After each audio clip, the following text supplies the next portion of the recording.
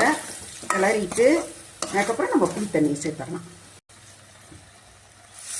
So இந்த புளி தண்ணியை சேர்த்துடலாம். அதில் இந்த புளிக்குழம்பு பொடி உங்ககிட்ட தனியாக இல்லைன்னா சாம்பார் பொடி கூட சேர்க்கலாம், தப்பு இல்லை. அப்படி சாம்பார் பொடியும் உங்ககிட்ட அவைலபிளாக இல்லைன்னா தனி மிளகாத்தூள், மல்லித்தூள், சீரகத்தூள் அதை சேர்த்து கொஞ்சம் பெருங்காயம் சேர்த்துக்கிட்டா சரியாக இருக்கும். குழம்பு நல்லா ஒன்று போல் சேர்ந்து கொதிச்சிருச்சு. பொடியை முதல்லையே குழம்பு பொடி அந்த எண்ணெயில் போட்டு ஒரு வதக்கிட்டோம் இல்லையா, அதனால் இந்த ராஸ் மாதிரி சீக்கிரமே போயிடுச்சு. ஸோ இப்போ வந்து நம்ம என்ன பண்ண போகிறோன்னா அடுப்பை அணைச்சிட்டு இந்த வறுத்து வச்சுருக்கோம் இல்லையா இந்த அப்பளப்பூ, இதை வந்து இதில் சேர்த்துற போகிறோம்.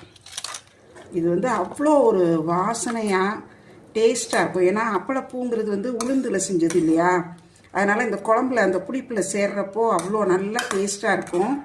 உங்கள்கிட்ட அப்பளம் இல்லைன்னா நீங்கள் அப்பளத்தை பொரித்து